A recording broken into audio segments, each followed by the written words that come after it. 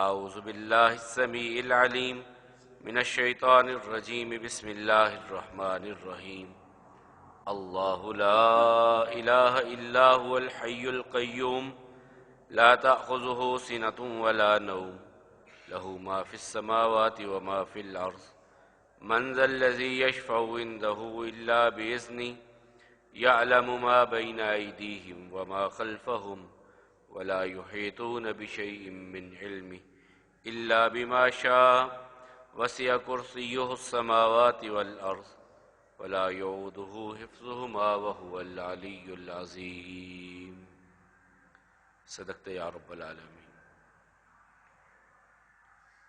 اللہ احکم الحاکمین کی حمد و ثنا اور درود و سلام بر نبی کریم صلی اللہ علیہ وسلم پر، رحمت و مغفرت کی دعا صحابہ کرام، تابعین عظام، ائمہ، مجتہدین اور تمام مرحومین مسلمین کے لیے، پوری انسانیت کے لیے امن، ایمان اور ہدایت کی دعا کے بعد قرآن کریم کی ایک آیہ مبارکہ جسے ہم سب آیت الکرسی کے نام پر جانتے ہیں، اس کی تلاوت کرنے کا شرف حاصل کیا۔ اس میں اللہ احکم الحاکمین فرماتے ہیں، اللہ لا الہ الا ہوا، اللہ لا الہ نہیں کوئی عبادت کے لائق، الا ہوا مگر وہی، الحی جو زندہ ہے، القیوم قائم ہے، سب کو تھامنے والا ہے، لا تأخذہ نہیں پکڑتی، نہیں آتی اس کو، سنۃ اونگھ، ولا نوم اور نہ نیند، لہو ما فی السماوات جو کچھ آسمانوں میں ہے اسی کا ہے، والارض اور جو کچھ زمین میں ہے وہ بھی اسی کا ہے، من ذا الذی کون ہے وہ، یشفع جو سفارش کرے، عندہ اس کے پاس، الا باذنہ مگر اس کی اجازت سے، یعلم ما بین ایدیہم وہ جانتا ہے جو ہمارے ہاتھوں کے آگے ہے، وما خلفہم اور جو ہمارے پیچھے ہے اس کو بھی وہ جانتا ہے، ولا یحیطون بشیء من علمہ اس کے علم کا کوئی بھی احاطہ نہیں کر سکتا، الا بما شاء مگر جس کے لیے جیسا وہ چاہے، وسع کرسیہ السماوات والارض اس کی کرسی، اس کا اقتدار آسمان و زمین پہ محیط ہے، ولا یعودہ حفظہما اور تھکا نہیں دیتا اس کو ان دونوں کی حفاظت کرنا، وہو العلی العظیم اور وہ بلند ہے، عظمت والا ہے۔ یہ ایک عظیم آیہ مبارکہ ہے، اس کے بہت سارے فضائل و مناقب بھی ہیں، اور ہم اسے پڑھنے کی کوشش بھی کرتے ہیں ہر فرض نماز کے بعد، کیونکہ سیدنا حسن ابن علی رضی اللہ عنہما وہ بیان کرتے ہیں کہ میرے نانا جناب محمد کریم علیہ السلام نے فرمایا، من قرأ آیت الکرسی فی دبر الصلاۃ المکتوبہ فرض نماز کے بعد جو آیت الکرسی پڑھتا ہے، فی ذمۃ اللہ وہ اللہ کی حفاظت میں آ جاتا ہے، اللہ کے ذمہ میں آ جاتا ہے دوسری نماز تک، ایک نماز سے دوسری نماز تک اللہ کی ذمہ میں آ جاتا ہے، اللہ کی حفاظت میں آ جاتا ہے۔ اور سیدنا ابو امامہ الباہلی رضی اللہ تعالیٰ عنہ کہتے ہیں، میں نے رسول اللہ صلی اللہ علیہ وسلم سے سنا، آقا علیہ الصلوۃ والسلام نے فرمایا کہ جو اپنی پانچوں فرض نمازوں کے بعد آیت الکرسی پڑھتا ہے، اس کے اور جنت میں داخلے میں صرف موت حائل ہے، ادھر موت آئی ادھر جنت کا داخلہ اس کو نصیب ہو جاتا ہے۔ اللہ ہم سب کو جنت الفردوس کا داخلہ عطا فرمائے۔ اسی طرح ابو ہریرہ رضی اللہ تعالیٰ عنہ کو وہ مشہور واقعہ اور اس کے قریب قریب سیدنا ابو ایوب انصاری رضی اللہ تعالیٰ عنہ کا بھی واقعہ ہے کہ ابو ہریرہ کہتے ہیں کہ ایک دفعہ زکوٰۃ رمضان فطرانہ یعنی اکٹھا ہوا، مسجد میں رکھا گیا، اور مجھے رسول اللہ صلی اللہ علیہ وسلم نے فرمایا ابو ہریرہ تو نے اس کی چوکی داری کرنی ہے، رات پہرا دینا ہے اس مال کے لیے۔ ابو ہریرہ رضی اللہ تعالیٰ عنہ کہتے ہیں میں پہرے پہ بیٹھ گیا، ایک آدمی آیا، اس نے کپڑا بچھایا اور مٹھیاں بھر بھر کے اناج جو صدقہ فطر کا تھا اسے لے کر کے اپنے جھولی میں یا اپنے کپڑے میں ڈالنے لگا۔ صحیح بخاری کی یہ روایت ہے۔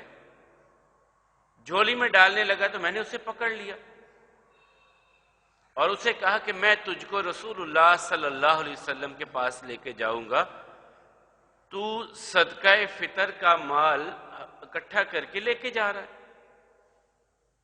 ابو ہریرہ رضی اللہ تعالیٰ کہنے لگے، وہ قسمیں اٹھانے لگا اور کہنے لگا کہ میرے عیالداری ہے، بچے ہیں، بھوک ہے، تنگ دستی ہے، کھانے کو کچھ نہیں تھا، اس لیے میں آیا ہوں۔ مجھے اس پر رحم آ گیا اور میں نے اسے جانے دیا، کیونکہ یہ صدقہ فطر بھی تو غریبوں مسکینوں کے لیے، اور وہ کہہ رہا ہے کہ میں مسکین ہوں، غریب ہوں، گھر میں عیالداری ہے، بچے بھوکے ہیں۔ مجھے رحم آیا، میں نے جانے دیا۔ صبح رسول اللہ صلی اللہ علیہ وسلم کے پاس آیا تو آقا علیہ الصلوۃ والسلام فرماتے ہیں ما بال اسیرک البارحہ، تیرے قیدی کا کیا بنا ابو ہریرہ؟ میں نے کہا یا رسول اللہ صلی اللہ علیہ وسلم اس نے بڑی منت سماجت کرنے لگا اور بھوک کی بات کی، بچوں کی بات کی، میں نے جانے دیا۔ رسول اللہ صلی اللہ علیہ وسلم فرماتے ہیں کذبک وسیعود، جھوٹا تھا پھر آئے گا۔ کہتے مجھے یقین ہو گیا کہ وہ دوبارہ آئے گا۔ رات میں پھر گھات لگا کے بیٹھ گیا، چوکیداری پہ بیٹھ گیا، پھر وہ آیا اور آ کر کے مال سمیٹنے لگا، میں نے پھر پکڑ لیا، پھر وہ بہت زیادہ منت سماجت کرنے لگا، میں نے پھر جانے دیا۔ صبح رسول اللہ صلی اللہ علیہ وسلم فرمایا ما بال اسیرک یا اسیرک البارحہ یا ابا ہریرہ، ابو ہریرہ تیرے رات قیدی نے کیا کیا تیرے ساتھ؟ میں نے کہا یا رسول اللہ صلی اللہ علیہ وسلم اس نے پھر منت سماجت کی، عیالداری کی باتیں کی، بچوں کی بات کی، بھوک کی بات کی، میں نے جانے دیا۔ جھوٹا تھا وسیعود، وہ لوٹے گا دوبارہ۔ کہتے تیسری بار پھر وہ آیا، میں نے کہا اب نہیں تجھے جانے دیتا، میں نے تو کہا تھا کہ تیری بھوک ختم ہو جائے گی، ایک بار تو لے گیا، دو بار لے گیا، لیکن تو نے تو یہ وتیرہ بنا لیا، تیسری مرتبہ تو آ رہا ہے، اب نہیں جانے دوں گا تجھ کو، میں اب تجھے رسول اللہ صلی اللہ علیہ وسلم کے سامنے پیش ضرور کروں گا۔ صحیح بخاری کے الفاظ ہے کہ اس نے پھر منت سماجت کی اور کہا کہ میں تجھے ایک کلمہ سکھا دیتا ہوں کہ تو پڑھ لے گا، جب تو اپنے بستر کی طرف آئے گا تو شیطان تیرے قریب نہیں پھٹکیں گے اور اللہ تعالیٰ کی طرف سے تیری اور تیرے مال کی حفاظت کی جائے گی۔ کہتے جب جانے لگا تو میں نے کہا وہ بتا بھائی کیا تھا؟ اس نے کہا آیت الکرسی پڑھ لیا کر، شیطان تیرے قریب نہیں پھٹکیں گے، تیرے مال کی حفاظت ہو جائے گی۔ صبح آقا علیہ الصلوۃ والسلام نے پھر سوال کیا ما بال اسیرک یا ابا ہریرہ، تیرے قیدی کا کیا بنا ابو ہریرہ؟ کہا جی اس نے یہ مجھے وظیفہ بتا گیا۔ آقا علیہ الصلوۃ والسلام نے فرمایا صدقک وہو کذوب، تھا وہ جھوٹا، بات سچی کر گیا ہے، صحیح وظیفہ تجھ کو بتا کے گیا ہے۔ اس کے قریب قریب واقعہ سیدنا ابو ایوب انصاری رضی اللہ تعالیٰ عنہ کا بھی ہے۔ تو یہ آیت الکرسی کہ جس کے بارے میں حضرت عبی ابن قعب رضی اللہ تعالیٰ عنہ کہتے ہیں ان کی کنیت ابو المنذر تھی، مجھ سے پوچھا، قاری قرآن تھے، بڑے عالم تھے قرآن کے، رسول اللہ صلی اللہ علیہ وسلم نے پوچھا ای الآیت اعظم، سب سے عظیم آیت قرآن کی بڑی آیت کون سی ہے؟ کہنے لگے اللہ و رسولہ عالم، اللہ اور اس کے رسول بہتر جانتے ہیں۔ پھر سوال کیا ایو آیت اعظم فی القرآن، قرآن کی سب سے عظیم آیت؟ کہنے لگے میں نے کہا یا رسول اللہ صلی اللہ علیہ وسلم میرے خیال میں وہ آیت الکرسی ہے۔ تو رسول اللہ صلی اللہ علیہ وسلم نے یوں ہاتھ میرے سینے پہ مار کے کہا تیرے علم میں اللہ برکت دے، تو نے صحیح بتایا ہے۔ میرے سینے پہ ایسے رسول اللہ صلی اللہ علیہ وسلم نے ہاتھ رکھ کے کہا تجھے اللہ برکت دے، مبارک کرے تیرے علم کو، تو نے صحیح بات بتائی ہے۔ تو یہ عظیم ترین آیت ہر نماز کے بعد پڑھنا، اور لیکن یہاں بھی ایک بات اور بھی بات ہے، رسول اللہ صلی اللہ علیہ وسلم نے فرمایا 5 فرض نمازوں کے بعد پڑھنی ہے، 3 نہیں، 2 نہیں، 1 نہیں، 4 نہیں، 5 فرض نمازیں۔ ایک نماز پڑھ لی، 2 پڑھ لی، 3 پڑھ لی۔ رات بھی ہم جس طرح بات کر رہے تھے کہ ہمارے ہاں یہ تصور ختم ہوتا جا رہا ہے۔ یہ تو انسان کو ایسا احساس ہونا چاہیے کہ پتہ نہیں کتنا قیمتی سامان مجھ سے چھن گیا، نماز گئی تو سمجھو بہت کچھ چلا گیا۔ جو رسول اللہ صلی اللہ علیہ وسلم نے عصر کے بارے میں فرمایا کہ عصر کی نماز گئی تو ایسے ہی ہے جیسے مال بھی گیا، اولاد بھی گئی، سب کچھ برباد ہو گیا، عصر کی نماز ضائع کر دی۔ اور فجر کی نماز اور اس کی 2 سنتوں کی اہمیت اگر ہم سمجھ لیں، میں ساری زمین کے خزانے ایک طرف، ساری زمین کے خزانے، سونے کی بڑی بڑی کانیں، ہیرے جواہرات کی کانیں، مال دولت، ہر چیز ایک طرف، ان سے زیادہ قیمتی فجر کی 2 سنتیں ہیں۔ اگر ہمیں احساس ہو جائے کہ ہم اپنا کتنا بڑا نقصان کر رہے ہیں، 5 فرض نمازوں کے بعد پڑھنا، صبح و شام کے اذکار میں رسول اللہ صلی اللہ علیہ وسلم سوتے وقت بھی پڑھنا، یہ بیان کیا اللہ کے رسول صلی اللہ علیہ وسلم۔ اس آیہ مبارکہ میں ہے کیا، یہ تھوڑا سا آج ہم سمجھنے کی کوشش کریں گے۔ یہ اتنی عظیم آیت ہے، اتنا بڑا اجر ہے، قرآن کریم کی عظیم ترین آیت قرار دیا رسول اللہ صلی اللہ علیہ وسلم نے۔ اس آیہ مبارکہ میں ہے کیا، وہ سمجھنا بھی ہے، صرف رٹا رٹایا طوطے کی طرح سبق پڑھ کر کے سمجھنا بھی ہے اس آیت کو، کہ اس آیت میں اللہ تعالیٰ کہتے کیا ہیں۔ یہ اللہ تعالیٰ کی کمال توحید بیان کرتی ہے آیت مبارکہ۔ اور اللہ کے رسول صلی اللہ علیہ وسلم نے فرمایا کہ 3 صورتوں میں اسم اعظم ہے، جن سے دعا کرو تو اللہ تعالیٰ رد نہیں کرتے۔ اسم اعظم ایک سورۃ البقرہ ہے، ایک سورہ آل عمران ہے، اور ایک سورہ طٰہٰ ہے۔ صحابی کہتے ہیں میں سوچ میں پڑ گیا کہ ان تینوں صورتوں میں کون سے کامن نام ہیں اللہ تعالیٰ کے جو بیان ہوئے ہیں۔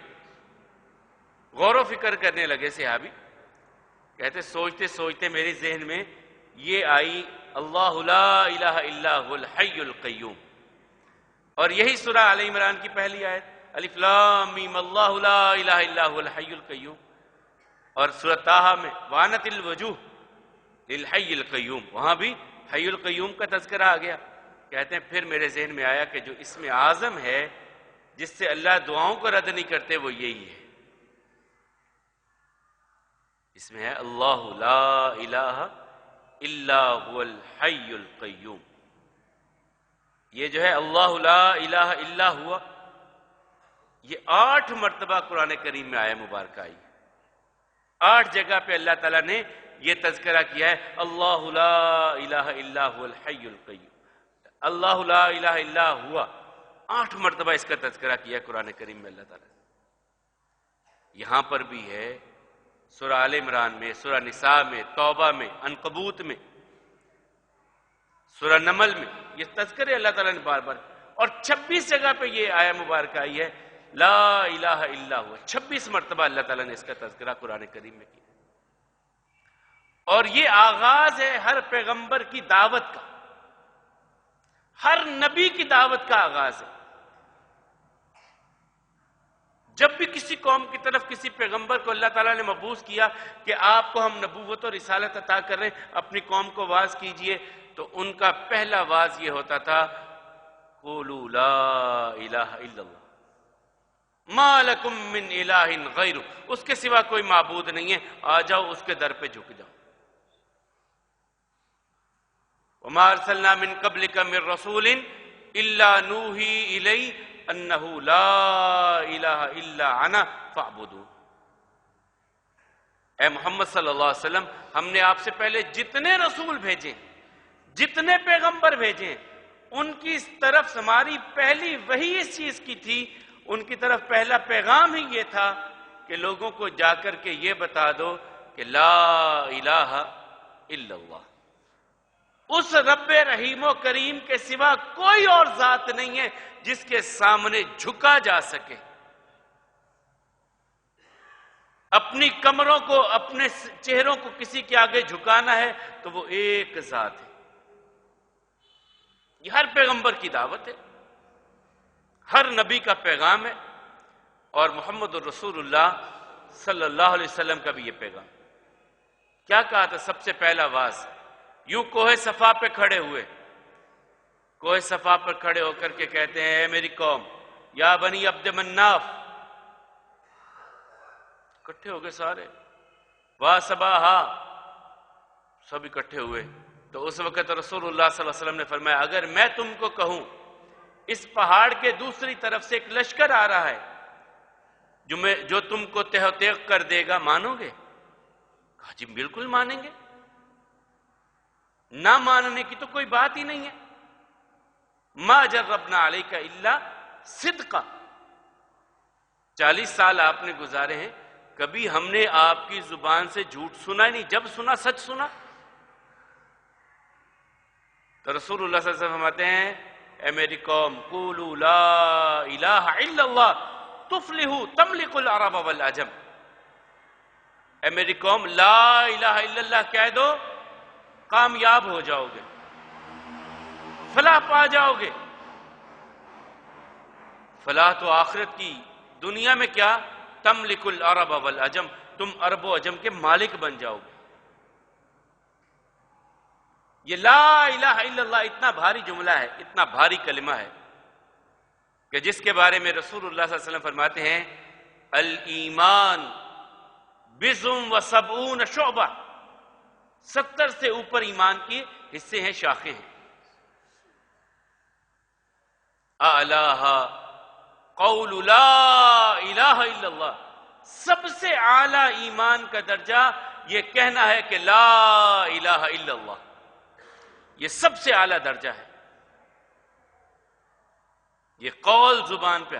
وَأَدْنَاهَا عَمَاتَةُ الْأَذَىٰ، یعنی طریق، اور سب سے کم ترین درجہ راستے سے کسی تکلیف دہ چیز کو ہٹا دینا، سب سے اعلیٰ درجہ لا الہ الا اللہ کہنا، سب سے کم تر درجہ راستے سے کسی تکلیف دہ چیز کو ہٹا دینا۔ اور رسول اللہ صلی اللہ علیہ وسلم نے فرمایا، یہ لا الہ الا اللہ ہم سمجھ نہیں پائے، یہ اتنا بڑا جملہ ہے۔ آقا علیہ الصلوۃ والسلام فرماتے ہیں، ایک بندہ آئے گا قیامت کے دن، گناہوں کے دفتروں کے دفتر بھرے ہوئے،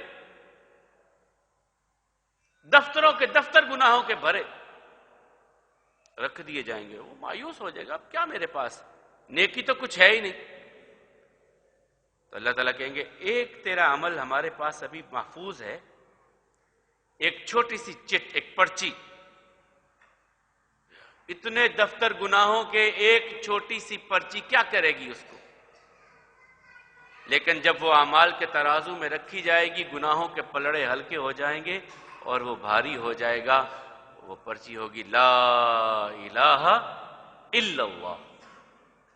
یہ اتنا بھاری جملہ ہے، یہ اتنا بڑا کلمہ ہے، کبھی ہم نے غور، مشرک سمجھتے تھے، مکے والے سمجھتے تھے کہ یہ ہم نے اقرار کر لیا تو یہ لات منات عزا ہبل یہ سب کے سب ایک ٹھوکر میں چلے جائیں گے، لا کی ایک ضرب کے ساتھ سارے چلے جائیں گے۔ اس کا مطلب کیا ہے کہ خالق بھی اللہ، رازق بھی اللہ، معبود بھی اللہ، میری ذات کے نفع نقصان کا مالک میرے رب کے سوا کوئی نہیں ہے، یہ اقرار ہے۔ اور یہ اقرار ایمان جب بن جائے، انسانوں کی زندگی سے خوف ختم ہو جاتے ہیں۔ ایمان بن جائے کہ میری زندگی، اللہم لا مانع لما اعطیت ولا معطی لما منعت، یہ یقین بن جائے کہ میرے رب کے سوا میرا کوئی کچھ بگاڑ ہی نہیں سکتا. کون بگاڑ سکتا؟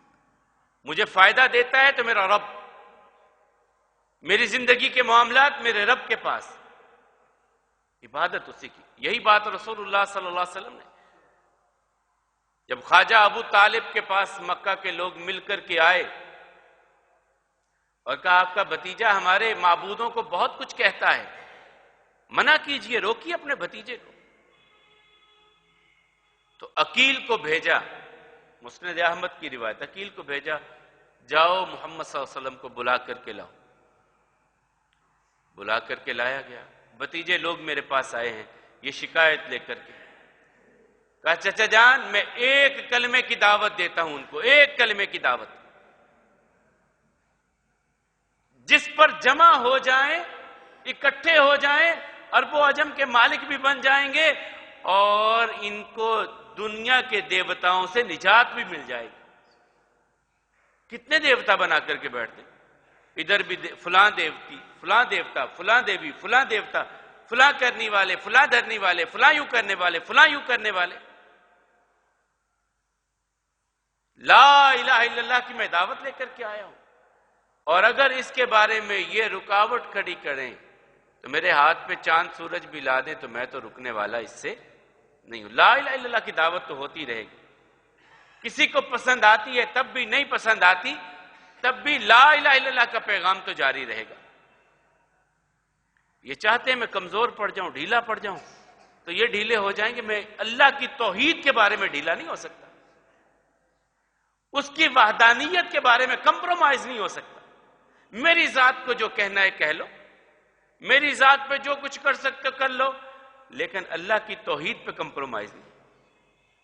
قل یا ایھا الکافرون لا اعبد ما تعبدون، جن کی تم پوجا کرتے ہو میں ان کی پوجا نہیں کر سکتا، میں ان کے آگے نہیں جھک سکتا، میں ان کو اپنا کرنی دھرنی والا میں نہیں مان سکتا، کیونکہ میں نے لو لگائی اس کے ساتھ. اللہ لا الہ الا ہوا.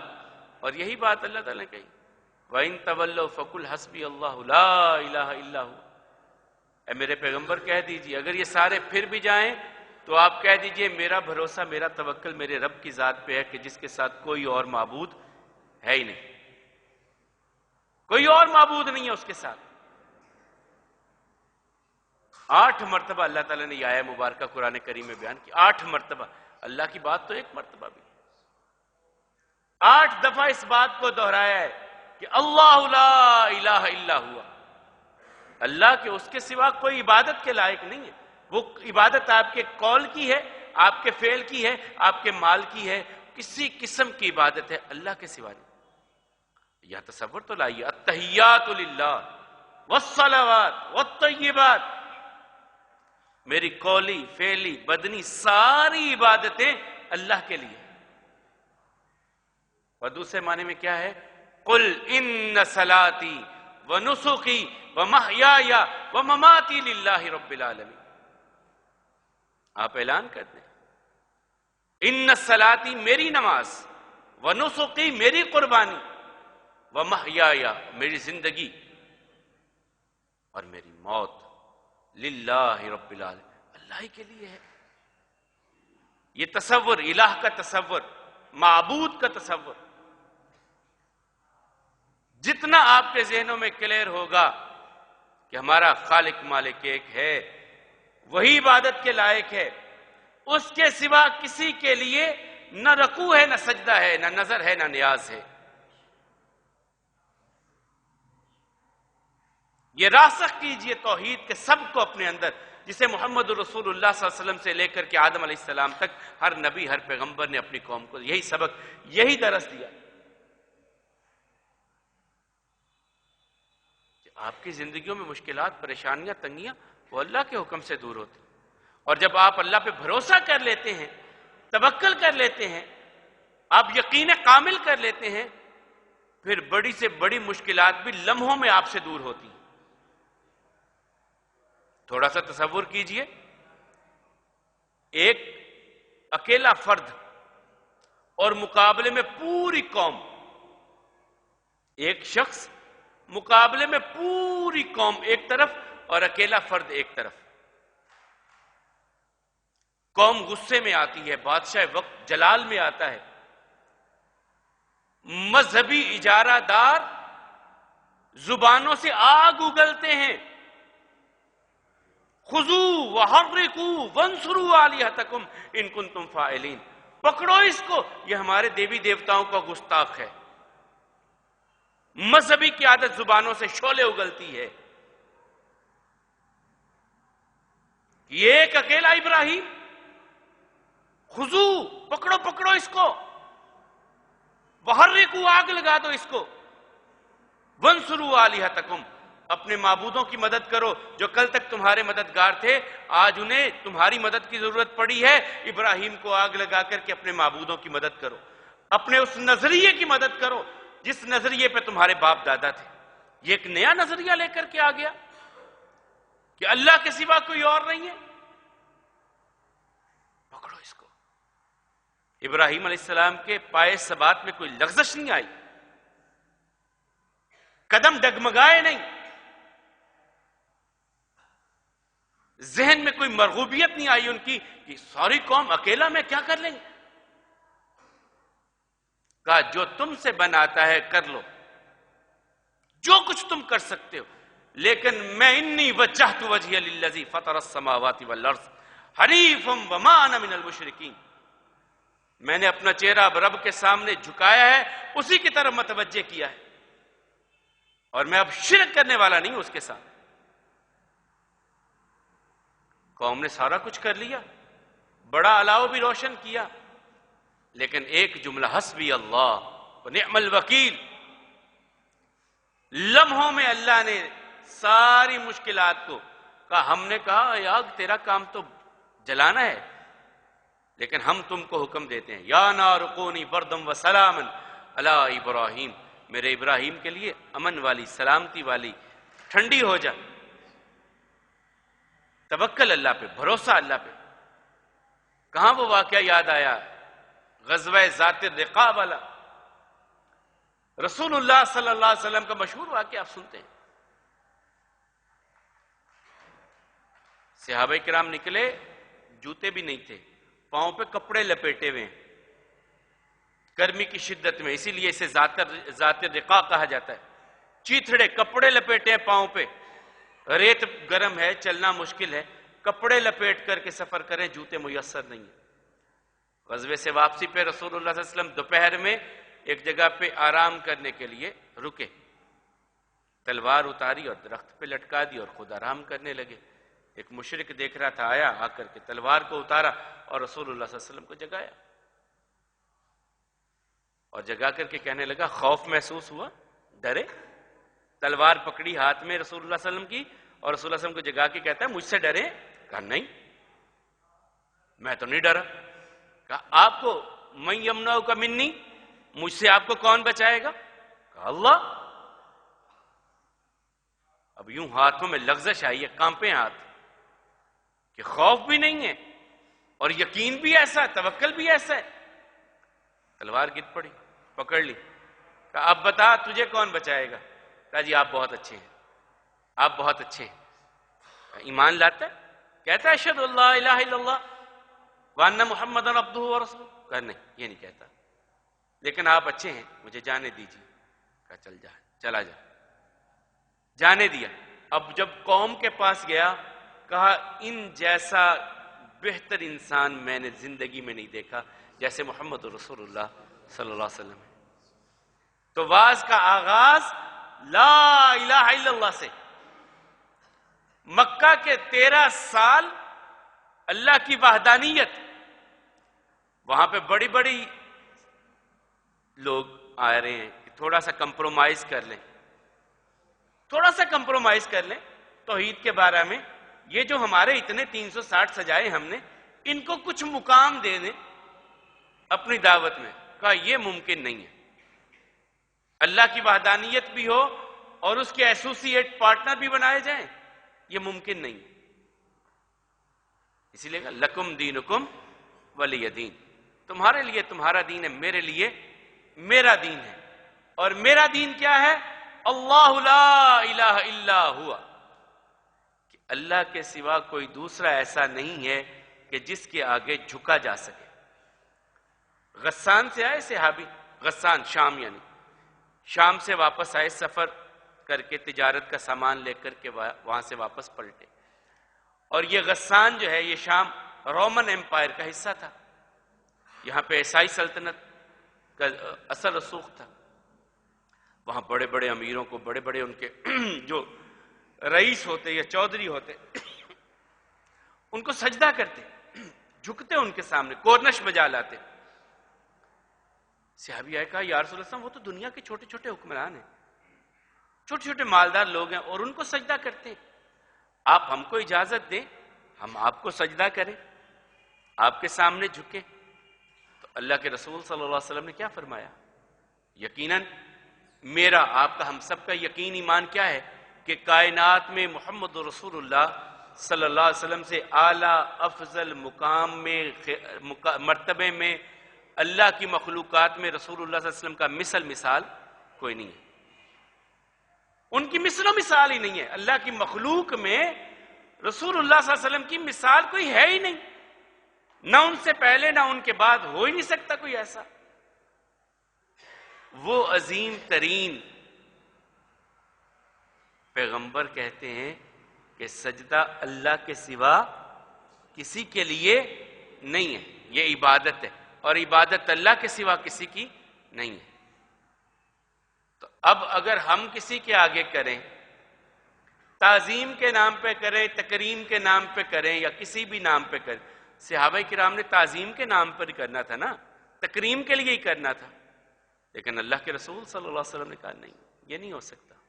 اور ایسا بھی ایک موقع ہے، ایک صحابی آئے کہا ماشاء اللہ و ما شئت، جو اللہ چاہے جو آپ چاہیں۔ کہا جعلت للہ ندا، تو مجھے اللہ کا شریک کرتا ہے، جو اللہ چاہے جو آپ چاہیں وہ ہوتا ہے۔ قل ما شاء اللہ وحدہ، یہ کہو کہ جو اکیلا اللہ چاہے وہ ہوتا ہے۔ روک دیا رسول اللہ صلی اللہ علیہ وسلم نے، جب یہ کہا ما شاء اللہ و ما شئت، جو اللہ چاہے جو آپ چاہیں، قل ما شاء اللہ وحدہ، یہ کہ جو اکیلا اللہ چاہے وہ ہوتا ہے۔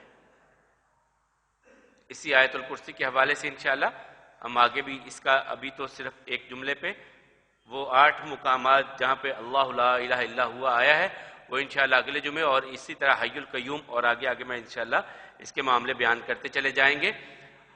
آج ہم آیت الکرسی کا کچھ معاملہ ہم نے شروع کیا ہے، تفسیر شروع کی ہے۔ آیت الکرسی قرآن کریم کی عظیم ترین آیت ہے، جس کے بارے میں رسول اللہ صلی اللہ علیہ وسلم نے حضرت ابی ابن کعب رضی اللہ تعالیٰ عنہ کا ہاتھ پکڑا اور ان سے پوچھا کہ ابی تم بتاؤ، ابی سے یہ سوال کیوں کیا کہ یہ قرآن کریم کے بڑے عالم تھے، کہ قرآن کریم کی عظیم ترین آیت کون سی ہے؟ تو حضرت ابی ابن کعب رضی اللہ تعالیٰ نے کہا یا رسول اللہ صلی اللہ علیہ وسلم وہ آیت الکرسی ہے۔ تو رسول اللہ صلی اللہ علیہ وسلم نے یوں سینے پہ ہاتھ رکھ کے کہا حضرت ابی کے اللہ تیرے علم میں برکت دے، تو نے صحیح بات کہی ہے۔ حضرت حسن ابن علی رضی اللہ تعالیٰ عنہما کہتے ہیں کہ رسول اللہ صلی اللہ علیہ وسلم فرمایا جو آیت الکرسی پڑھتا ہے ایک نماز سے دوسری نماز تک اللہ کی حفاظت میں چلا جاتا ہے۔ اور حضرت ابو امامہ باہلی رضی اللہ تعالیٰ عنہ کہتے ہیں کہ رسول اللہ صلی اللہ علیہ وسلم نے فرمایا جو 5 فرض نمازوں کے بعد آیت الکرسی پڑھتا ہے اس کے اور جنت میں صرف موت حائل ہے، ادھر موت آئی ادھر اللہ کی طرف سے جنت کا داخلہ میسر آ جاتا ہے۔ پھر اسی طرح ابو ہریرہ رضی اللہ تعالیٰ کا واقعہ بھی پڑھا کہ شیطان نے خود بتایا ان کو، شیطان نے خود بتایا ابو ہریرہ رضی اللہ تعالیٰ کو کہ اگر آپ رات سونے سے پہلے آیت الکرسی پڑھ لیں تو شیطان آپ کے قریب بھی نہیں آئے گا اور آپ کے مال کی حفاظت ہو جائے گی۔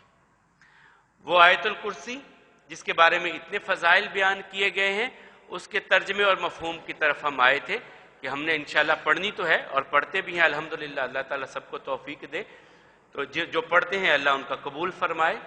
تو اس میں ہے کیا سمجھنا چاہیے نا، آیت الکرسی کی اتنی فضیلتیں ہیں، اتنا کچھ بیان کیا گیا، اس میں اللہ تعالیٰ نے کہا کیا ہے، ہمیں کس چیز کا تعارف کروایا؟ وہ اللہ تعالیٰ نے اپنی ذات کا ایک تعارف کروایا اور اس کا آغاز ہوتا ہے اللہ لا الہ الا ہوا۔ اور میں نے آپ کو بتایا کہ یہ آیہ مبارکہ 8 جگہ قرآن کریم میں یہی الفاظ 8 جگہ پہ قرآن کریم میں آئے، اور جو آگے حی القیوم کے ہیں وہ 3 جگہ پہ ہیں۔ وہ حی القیوم کیا ہے یہ انشاءاللہ ہم اگلے جمعے اس پر بات کریں گے، حی القیوم، اور آگے جتنا بھی ہو سکا انشاءاللہ اگلے جمعے بیان کرنے کی کوشش کریں گے۔ اللہ لا الہ الا ہوا، اللہ کہ اس کے سوا کوئی بھی عبادت کے لائق نہیں ہے۔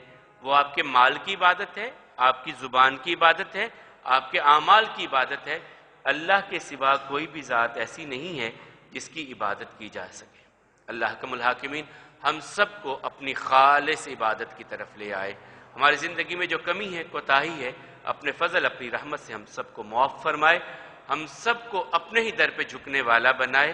مالک و مولا ہم سب کی نیک حاجات، نیک تمناؤں، نیک خواہشات کو اپنے فضل اپنی رحمت کے ساتھ پورا فرمائے۔ ہمارے گھروں میں اپنی رحمتیں نازل فرمائے، سکون عطا فرمائے، سکینت عطا فرمائے۔ ہماری اولادوں کو مالک و مولا ہماری آنکھوں کی ٹھنڈک بنائے۔ اے مالک و مولا جن کی اولاد ہے، والدین کی آنکھوں کی ٹھنڈک اور دست و بازو بنا، اور جو اولاد کی نعمت سے محروم ہیں، اے مالک حقیقی ان کو نیک صالح اولاد عطا فرما۔ جن کو اولاد نرینہ نہیں ہے، بیٹوں کے بارے میں ہے، اللہ انہیں نیک صالح بیٹے عطا فرمائے۔ اے مولا کریم ہم سب کو حلال، طیب اور وافر رزق عطا فرما۔ صحت والی زندگی ہم سب کو عطا فرما۔ جتنے بھی مسلمان ہمارے بہن بھائی بیمار ہیں، اللہ کریم ان سب کو صحت اور ایمان والی زندگی عطا فرمائے۔ ہم سب کو عزت والی زندگی عطا فرمائے، اور ہم سب کو اپنے ہی در کا فقیر بنائے، غیروں سے ہم سب کو بے نیاز کر دے۔ بہت سارے بھائیوں کی اپیل ہے، ان کے اعزاء و اقارب جو فوت ہوئے ہیں، سب کے لیے دعا کیجئے۔ ہمارے والدین، دوست، احباب جو بھی فوت ہو چکے، اللہ ان سب کی اگلی منزلیں آسان کر دے، اور ان سب کی قبروں کو جنت کا باغیچہ بنائے۔ مالک و مولا ان کی اگلی منزلیں آسان کر دے، اور ان کے ساتھ اپنی رحمت کا معاملہ فرمائے۔ ہم سب کے ساتھ بھی اپنی رحمت کا معاملہ فرمائے کہ ہم بھی فقیر تو اسی کے در کے ہیں، اپنے ہی در کا ہم سب کو فقیر رکھے۔ اقول قولی ھذا والحمد للہ، استغفر اللہ لی ولکم ولسائر المسلمین۔